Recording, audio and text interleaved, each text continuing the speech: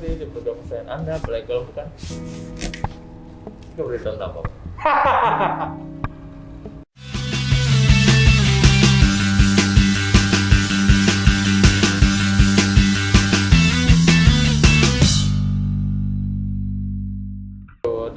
Oh, sudah kuasa apa nih, Jo? Masih belum kau hitung juga ya? Loh, saya tidak pernah pamrih ya. Ini nih kita nih tinggal seminggu lagi. Wah, Ya karena minggu depan Lebaran. ih, Hari Minggu 2 kali minggu lagi. Kan tanggal 24 hari Minggu. Dan juga hari Minggu lagi. iyalah.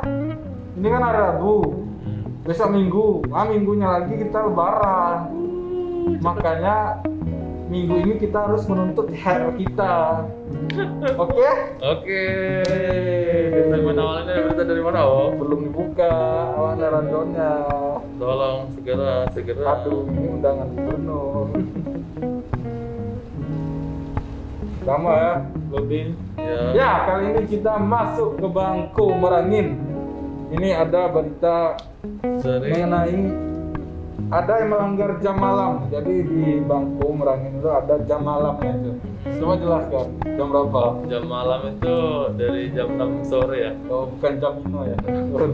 Ya, kali ini polisi membubarkan pedagang dan perkumpulan masyarakat netizen plus 62 yang melanggar jam malam. Ini dia beritanya tuh kan. Puluhan personel gabungan dari kepolisian, Brimob, TNI, Satpol PP, dan pemadam kebakaran Merangin melakukan razia pemberlakuan jam malam. Tim Iko melakukan penertiban kepada para pedagang yang berjualan melewati batas yakni pukul 10 malam. Selain para pedagang warga yang tengah berkumpul dan tidak memiliki kepentingan, juga diminta segera untuk kembali ke rumah. Tampak bagi orang yang membandel disiram menggunakan mobil pemadam kebakaran. Kapolres Merangin AKBP Muhammad Lutfi mengatakan, kegiatan Iko akan terus dilakukan setiap malam, sehingga tidak ada lagi pedagang dan warga Merangin yang beraktivitas melewati pukul 10 malam. Kita tertibkan sesuai dengan surat edaran Bupati melalui tahap-tahap sosialisasi. Malam ini kita sudah mulai tertibkan. Jadi toko, warung, kedai tidak boleh buka lagi setelah jam 10. Riko Saputra, Jack TV, Ngabar. Itu dia tadi, sejak pertamanya ini kasus positif virus corona ini, Kabupaten Merangin ini sudah berapa sekarang, Cuk? Sudah ada lebih dari 5 Oh iya, positif ya?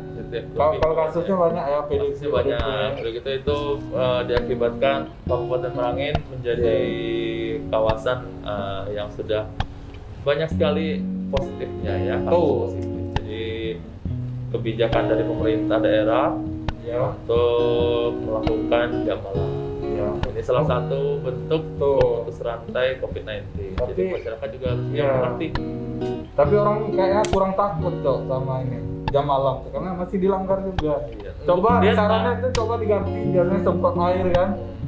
Cara membuka itu semprot api biar mereka takut kan. Di besok yang mengumpul lagi. jadi untuk masyarakat sebenarnya harus waspada dan juga harus lebih aware tentang masalah ini. Iya. Karena kita nggak tahu siapa yang sakit dan tidak. Iya. Jadi siapapun sekarang bisa terjangkit, dan hati-hati juga untuk masyarakat, jangan anggap remeh penyakit corona. Ya. Untuk pedagang ya, kalau Anda tidak jualan masyarakat tidak akan membeli. Iya, kalian boleh jualan tapi Betul. mekanismenya Tutuplah juga sesuai jam. gitu, iya.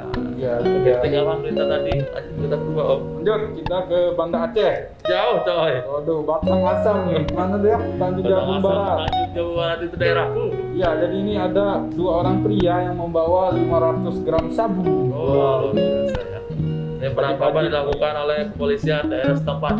Betul, dengan menangkap 2 orang ini dari Provinsi Riau. Waduh. Ya. Begitulah aksi petugas kepolisian menggagalkan penyeludupan narkotika jenis sabu di pos pengamanan pencegahan virus corona di perbatasan Riau. Petugas menangkap 2 pemuda pengguna sekaligus pengedar narkoba. Keduanya adalah jantan berinisial NJ, 45 tahun, warga Kelurahan Rengas Condong, Kecamatan Muaro Bulian, Kabupaten Batanghari. Kemudian jantan berinisial DP, 28 tahun, warga Kumpe Ulu, Kecamatan Kumpe, Kabupaten Muaro Jambi. Kedua pelaku diamankan pada Sabtu 9 Mei 2020 oleh tim petir Polres Tanjab Barat bersama jajaran Polsek Tungkal Ulu dan personel Pospam Batang Asam. Kapolres Tanjung Jabung Barat AKBP Guntur Saputro menuturkan keberhasilan penggagalan penyeludupan sabu tersebut berkat kejelian dan ketelitian petugas pemeriksaan Pospam virus Corona Batang Asam. Saat itu petugas tengah melakukan kegiatan rutin pemeriksaan kendaraan dari arah Riau menuju Jambi. Petugas mencurigai adanya gerak-gerik sekok sopir dan penumpang mobil minibus berplat nomor BH1776HH yang diduga usai mengkonsumsi narkoba. Ketika dilakukan penggeledahan terhadap kendaraan tersebut, ditemukan sebuah alat isap sabu di dalam kotak tisu. Di dalam virek tersebut masih ada narkotika jenis sabu. Kemudian polisi menemukan sabu sebanyak 5 bungkus dengan masing-masing seberat 100 gram yang disimpan di bawah dashboard mobil. Ketika ditimbang barang bukti narkotika jenis sabu tersebut seberat 500 gram. Kapolres menyebut kedua tersangka yang ditangkap merupakan mantan narapidana program asimilasi yang dibebaskan beberapa waktu lalu. Pada juga pos pemeriksaan terkait dengan COVID-19. Di saat dilaksanakan kegiatan pemeriksaan, kita temukan ada satu unit mobil jenis Daihatsu Xenia yang dikendarai oleh dua warga Jambi, khususnya dari wilayah Kota Jambi dan Muaro Bulian. Namun di tengah pemeriksaan kita mendapatkan keduanya diduga sedang mengkonsumsi narkoba. Alhamdulillah setelah kita lakukan pemeriksaan mendalam, kita bongkar terkait dengan kendaraan yang kita temukan di TKP. Kita lakukan pembongkaran khususnya di tempat-tempat yang dimungkinkan sebagai tempat penyimpanan. Kita temukan ada 5 bungkus sabu yang disimpan di dalam dashboard bagian kaki, ditutup dengan dashboard. Dan sudah kita geledah dan diambil oleh tersangka yang sendiri. Kurang lebih kita timbang saat ini jumlahnya setengah kilo atau 500 gram. Kedua pelaku diamankan di sel Polres Tanjab Barat untuk dilakukan pemeriksaan lebih lanjut. Keduanya terancam dikenakan pasal 114 ayat 2 dan atau pasal 112 ayat 2 junto, pasal 132 ayat 1 Undang-Undang Nomor 35 Tahun 2009 tentang narkotika dengan ancaman hukuman paling lama seumur hidup. Surya Kurniawan, Jack TV, ngabar. Sebelum kita beranjak ke berita selanjutnya, ini sudah banyak yang nonton kita ternyata ya. Siapa? Iya. Kamu jangan kepedean lah. Nggak kepedean, cuma ada beberapa kasus kayak kemana gitu. Di berita entah apa, cuma lebih dikenal, yang lebih dikenal itu kamu bukan aku. Gitu. Saya ngisi galon aja, tukang galonnya tahu Cok. Luar biasa. Luar biasa ya. Jadi untuk masyarakat, terima kasih sudah mengapresiasi dan menonton ini berita tak apa-apa. Lanjut ke berita kedua. Berita pertama di segmen kedua. Ini kita ke Kabupaten Sarolangun dulu nih, ada polemik penolakan pekerja jaringan Gas. ya yang itu kontraknya waktu Bupati Sarolangun digeprek warga kontrakannya itu. Ini dia beritanya.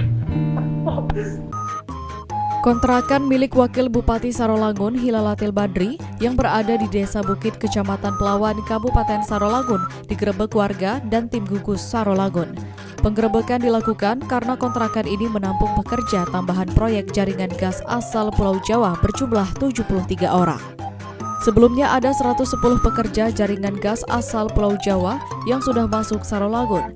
Kedatangan mereka juga ditolak warga hingga akhirnya diperbolehkan setelah dilakukan rapid test dan hasilnya negatif. Kasir, Kepala Desa Bukit mengatakan, kehadiran pekerja jaringan gas yang belum dilakukan rapid test ini meresahkan warga. Sebab warga khawatir para pekerja membawa wabah virus corona dari daerah asalnya. Ia bersama warga meminta para pekerja jaringan gas segera dipulangkan. Kalau untuk kami sebagai kepala pemerintah Desa Bukit, untuk Desa Bukit belum ada laporan orang satupun yang datang. Cuman 3 hari yang lalu kami dapat laporan dari masyarakat, kami datang sama Babin untuk ngecek di sini. Oh, yang Berarti memang orangnya ada di sini. iya, berarti yang penambahannya belum ada. Belum ada laporan. Kami merasa agak ketakutan gitu kan, ya kadang corona sekarang ya. Iya.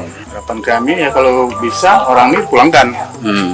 Sementara itu, Wakil Bupati Sarolangun, Hilalatil Badri, mengaku Kecolongan telah menampung pekerja jaringan gas tambahan di kontrakannya. Menurut Hilal, penanggung jawab pekerja jaringan gas mengaku bahwa pekerja yang akan tinggal di kontrakannya telah diuji rapid test. Hilal mengaku kecolongan dan ditipu oleh perusahaan penanggung jawab pekerja. Dengan demikian, Hilal meminta para pekerja tersebut segera dipulangkan karena telah melanggar aturan kesepakatan bersama. Itu kan total 112 orang. Ya. Karena di tempat itu tidak diakomodir oleh masyarakat itu, ya kan? Maka dipecahlah menjadi 2. Jadi 50 ke rumah saya, yang 50 di Sarolangun telah. Nah, kalau ada penambangan baru, seyogyanya orang itu harus di rapid test ulang lagi yang baru, dibuat kelompok baru. Ya. Nah, aku tidak tahu, tadi barusan aku telepon Haris, Kabak Ekonomi. Ya kalau ada orang baru tanpa ada persetujuan ya usir balik dulu, saya bilang. Ya, Bang, gini Bang. Jadi total yang ada di Bedeng Abang itu sekarang itu 75. Yang bukan yang dari yang sudah rapid test kemarin, Bang. Enggak, itu pecancem sudah dari rapid test. Karena yang siapa tuh Mas Agus itu tadi malam bilang tetap di Kano masih. Yang di mana? Yang sudah di rapid test itu. Yang rapid test kan sebagian kan belum ke rumah saya. Sebagian kan ke yang di dekat Polsek itu. Nah, kemarin kan di tempat Pak Sekda itu kan tidak diizinkan pemuda situ. Akhirnya yang sudah rapid test kita setuju sesuai dengan kesepakatan 112 orang, jadi 109 pekerja, 3 orang mandor. Yang rombongan dari Agus segala macam tuh kan semua di rapid test. Ternyata kemarin rapid test tidak ada persoalan, Nah sekarang persoalannya kalau ada nama baru, aku tidak izinkan itu. Selamat Riyadi, Jack TV melaporkan. Nah itu tadi ada penolakan dari pekerja warga. Pekerjaannya asal Jawa. Ini pekerjaannya itu dari Jawa. Ini sempat dibahas juga sih kemarin waktu awal-awal sekali corona ada. Ini langsung dipulangkan dan ternyata kembali lagi. Apa yang baru lagi? Enggak, kayaknya itu karena itu jaringan gas nasional. Itu yang sempat tahu juga. Kalau mungkin kalian di Kota Jambi yang sering lewat jalan lingkar atau dari Simpang Rimau ke Kepala 10 ada lagi juga di jaringan gas. Jadi ini salah satu kekhawatiran juga dari masyarakat dan juga mungkin ada lebih baiknya saling berkomunikasi antar mandornya atau kepala pekerjanya untuk bisa benar-benar meyakinkan masyarakat bahwasanya pekerja itu tidak ada yang terjangkit dari virus corona. Seharusnya kita saling dukung ya. Jangan mengucilkan. Kita juga takut juga. Udah gitu kita juga berharapnya pekerjaan yang mereka lakukan juga cepat selesai dan ada manfaatnya untuk wilayah tersebut. Ya. Lanjut kita kedua. Kita ke Kota Jambi ini ada 15 kelurahan di Kota Jambi yang terendam banjir. Ya, akibat hujan beberapa waktu lalu. Rumah kamu kebanjiran juga? Kantor kita kebanjiran. Kepala Dinas Pemadam dan Penyelamatan Kota Jambi Feryadi menyebut terdapat 15 kelurahan yang sudah terdampak banjir. 15 kelurahan tersebut diantaranya yakni 2 kelurahan di Kecamatan Jambi Timur, 1 kelurahan di Kecamatan Telanepura, 1 kelurahan di Kecamatan Danau Sipin, kemudian 11 kelurahan di wilayah seberang yang setiap tahunnya menjadi daerah langganan banjir. Namun saat ini genangan air belum masuk rumah warga karena di wilayah tersebut mayoritas warga menghuni rumah panggung. Menanggapi hal ini, Dinas Pemadam dan Penyelamatan Kota Jambi akan mendirikan posko penanganan banjir di beberapa titik dengan menugaskan personil yang bersiaga untuk melakukan penyelamatan. Selain itu, melalui Dinas Sosial, posko akan menyalurkan bantuan kepada warga yang terdampak banjir. Nantinya pihak Dinas Sosial akan menyalurkan bantuan berupa bahan pokok seperti beras dan makanan instan serta perlengkapan lain seperti baju dan alat masak. Kalau untuk posko, kita akan mendirikan 3 posko, yaitu di Kecamatan Demi Timur, kemudian di Telanai tadi, kemudian ada 1 di Danau Sukun. Bantuannya akan diberikan apa ya? Bantuan nanti kami akan bersama dengan Dinas Sosial. Nanti sosial ada bantuan beras dan untuk kelengkapan lain nanti dari damkar. Kalau berapa kelurahan yang terdampak? Kalau sampai dengan hari ini kelurahan yang terdampak tadi di Jambi Timur ada 2 kelurahan, kemudian di Telanai ada 1 kelurahan, dan di sebelah di Danau Sukun ini ada 1 kelurahan. Tapi kalau air utama kemungkinan yang rawat kan di seberang. Ita Rizky, JEK TV melaporkan. Lagi bergabung sayangan Anda ya. Nanti di segmen ketiga ini ada berita dari mana? Dari Sarolangun ya, kali ini ada penertiban pedagang dari pasar atas itu yang diwarnai dengan kericuhan. Ini dia berita. Intinya ricuh. Rabu 6 Mei malam, Satuan Polisi Pamong Praja melakukan penertiban pedagang liar di Pasar Atas Sarolangun. Petugas mengangkut galon lapak pedagang yang dinilai mengganggu jalan. Hampir seluruh pedagang di ruko yang menutupi dagangan dengan terpal ditarik paksa karena barang dagangan menutupi jalan. Tak sedikit terpal pedagang mengalami sobek dan rusak. Akibatnya sejumlah pedagang melakukan protes karena Satpol PP dinilai arogan dalam melakukan penertiban. Kalau itu udah bagus kan berkoyak-koyak barang itu beli, kita dapat minta. Sudah ada pemberitahuannya, Bang? Sudah, kami tunggu dari itu. Jam 10 kami tunggu, kami balik baru. Jadi malam ini Abang yang merasa kekecewaan Abang tuh di mana, Bang? Tenda tuh ada koyak, Pak. Di mana?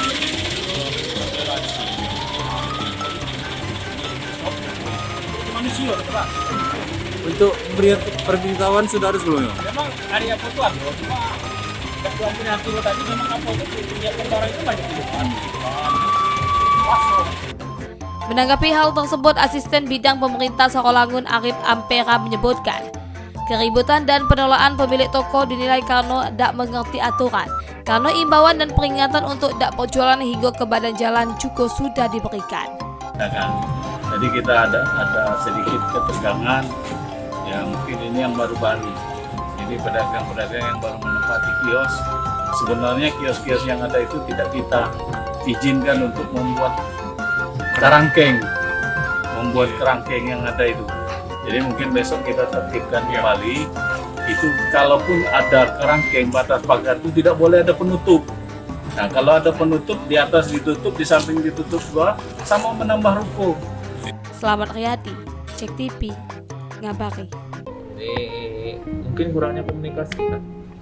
Iya, juga harusnya pimpinan daerah ataupun pemerintah daerah juga melihat aspirasi dari masyarakat atau pedagang. dan juga caranya itu dianggap arogan. Mungkin seperti itu ya. Cara menertibkan. Tapi kita berdoa semoga diberi win-win solution, apapun yang diinstruksikan oleh pemerintah bisa diikuti dan masukan dari masyarakat, terutama penjual juga bisa diapresiasi dari pemerintah, bisa diakomodir ya. Iya. Kita tinggalkan berita dari yang selanjutnya, berita kedua. Nih dari Kota Jambi lagi ganti-ganti, ada Polda Jambi yang memusnahkan nih sebanyak 42 kg sabu. 42 kg sabu ya. Sebanyak itu dimusnahkan dengan cara apa? Dibakar. Mantap. Mungkin dia berita. Direktorat Reserse Narkoba Polda Jambi menggelar pemusnahan narkoba jenis sabu seberat 42 kg. Narkoba tersebut didapat dari 3 orang tersangka Yola, WS, AJ, dan RS yang ditangkap petugas kepolisian sepekan lalu. Sabu tersebut sebelumnya disimpan di dalam bodi sebuah minibus yang dikirim dari Provinsi Aceh. Pemusnahan sabu senilai 42 miliar rupiah lebih ikut dengan cara dibakar di dalam tungku pemanas. Pemusnahan dilakukan di hadapan 3 orang tersangka dan disaksikan oleh jaksa, penuntut umum, serta beberapa instansi terkait. Kapolda Jambi Irjen Pol Firman Setiabudi mengatakan pemusnahan dilakukan sebagai proses pemberkasan kedua tersangka. Pemusnahan itu sebagai bentuk keseriusan Polda Jambi dalam memberantas narkoba di Provinsi Jambi. Ditegaskan, para tersangka terancam pasal 112 dan 114 Undang-Undang Nomor 35 Tahun 2009 tentang narkotika dengan ancaman maksimal 20 tahun penjara. Ini solidaritas seluruh instansi yang terkait melakukan penandatanganan formal pada berita acara. Ini merupakan bagian yang akan kita kerjakan. Nanti tinggal proses selanjutnya nanti di pengadilan. Berita acara ini kita akan menjadi lampiran melengkapi proses yang dikerjakan. Ada berapa kilo yang dimusnahkan, Pak? Ya, sesuai dengan informasi yang kita pernah rilis waktu itu, 39 paket ini beratnya 42, sekian ya. 42 sekian kilogram. Ya, kalau paket sendiri 39. Ini ada penambahan tersangka, Pak ya? Ya, ada 2, kemarin itu baru yang diaktifkan, yang awalnya inisial RN perempuan, yang 2 ini 1 dari lapas. Asal Patahangi, Cek TV, ngabari. Segmen terakhir, ganti-ganti. Ada berita dari Bandung ya. Ini ada kejadian Paleka. Kali ini ada pelaku pembunuhan nih yang ditangkap. Pembunuhan Siswi SMP yang di Betara. Di Betara. Jadi pembunuhan bermotif sakit hati soal hutang yang hanya sebesar 250.000. Nyaris sekali gara-gara duit 250.000 nyawa melayang. Ini dia beritanya. Macam kola detik-detik penangkapan seorang pembunuh murid SMP 1 Negeri Betara yang tulang belulangnya ditemukan di kebun kelapa sawit. Pelaku diketahui seorang sopir berinisial MR 20 tahun warga Dusun Sungai Nio RT 14 Desa Karya Maju Kecamatan Pengabuan. Saat ditangkap, pelaku membunuh sadis murid SMP Iko tak berkutik tanpa perlawanan. Kapolres Tanjung Jambung Barat AKBP Guntur Saputro pada saat konferensi pers bersama awak media menjelaskan pelaku ditangkap di sebuah rumah di Teluk Nilau Kecamatan Pengabuan. Pelarian pelaku terlacak setelah adanya penyelidikan lebih dalam oleh tim anggotanya. Dijelaskan Kapolres, pelaku diketahui baru kenalan dengan korban seminggu melalui WhatsApp. Diduga motif dari pembunuhan tersebut ialah pelaku sakit hati karena ditagih utang duit sebesar Rp250.000 oleh korban. Akibat pelaku yang tidak bisa membayar utang, korban mengeluarkan kata-kata yang membuat pelaku sakit hati. Akhirnya pelaku membunuh korban dengan cara mencekik. Tim khusus Petir sudah berhasil mengungkap kasus tindak pidana pembunuhan terhadap aktif Randi yang bersangkutan melakukan tindak pidana itu adalah karena unsur utang piutang ditambah dengan unsur sakit hati. Sementara itu tersangka MR menceritakan bahwa pada saat itu korban bertemu dirinya hanya untuk nagih utang sebesar Rp250.000. Pertemuan dilakukan di areal perkebunan kelapa sawit di kawasan desa Pematang Lumut. Namun ada ucapan dari korban yang membuat ia sakit hati. Ia kemudian mencekik korban dan membuang mayat korban di kebun kelapa sawit. Guna mempertanggungjawabkan perbuatannya, pelaku dikenakan pasal 80 ayat 3 junto pasal 76C Undang-Undang tentang Perlindungan Anak. Pelaku terancam hukuman 15 tahun penjara. Seperti diberitakan sebelumnya, seorang pelajar SMP Negeri 1 Betara bernama Ina ditemukan warga yang nak mencari ikan pada Senin 20 April 2020. Gadis berumur 18 tahun itu saat ditemukan sudah tinggal tulang belulang di perkebunan kelapa sawit di RT 1 Desa Pematang Lumut, Kecamatan Betara. Murid kelas 3 SMP Iko ternyata menjadi korban pembunuhan. Korban diketahui tidak lagi masuk sekolah dan pergi dari rumah pada awal Februari 2020. Surya Kurniawan, Cek TV, ngabari. Betara ini dekat dengan Batam Sungai. Jauh. Dengan kampung Anda. Jauh. Padang Asam coy. Oh, betul. Ini dalam satu kabupaten cuma beda kecamatan. Kalau Betara ini arahnya ke Tunggal Ilir. Kalau saya arahnya ke Tunggal Hulu, ke Riau. Kok Tunggal Hulu? Kalau Iya. di Kerinci Ilir, Kerinci Mudik, bukan Kerinci Hulu. Tunggal Ilir, Tunggal Hulu. Oh, gitu ya. Ini adalah kejadian yang sudah dari Februari lalu, beberapa bulan lalu ya. Oh, ini adalah kehilangan, ada orang tua yang kehilangan anaknya, kemudian dicari tidak ketemu dan ditemukan oleh pemancing kalau nggak salah. Ada kerangka gitu. Anda ada di lokasi? Enggak lah. Dan sudah terungkap ternyata yang membunuh dari gadis tersebut adalah seorang supir atau temannya juga.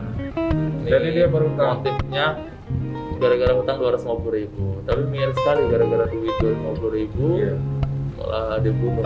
Mungkin hilaf, tapi hilaf juga nggak pakai otak. Mungkin lagi butuh. Ginjalnya dijual. Nggak laku, udah dibuka tuh. Terima kasih kalian yang sudah menyaksikan Eko Berita Tak Apa-apa. Kalian bisa follow Instagram kami berdua, kalian bisa follow Instagram JTV, dan kalian juga bisa follow sekitarjambi.com dengan kode SJ_Jambi. Dan kalian bisa juga update berita-berita terbaru atau informasi program terbaru hanya di YouTube channel JTV, dan kalian bisa follow sekitarjambi.com. Kalian bisa kasih kritik saran untuk kita. Mau beli gas di mana? Oh yo, PT belum beriklan ya. Terima kasih kalian sudah menyaksikan Eko Berita Tak Apa-apa. Mohon maaf jika ada salah kata, salah penyebutan. Tetap semangat untuk puasanya. Jangan lupa sahur dan jangan lupa berbuka. Ya, hati-hati di luar sana, banyak begal ya, banyak perampokan, banyak jambret, dan juga banyak prank. Tindakan kriminal ya yang terjadi saat ini. Jadi tetap waspada, tetap berhati-hati dan stay safe untuk kalian semua. Bye bye. Assalamualaikum warahmatullahi wabarakatuh.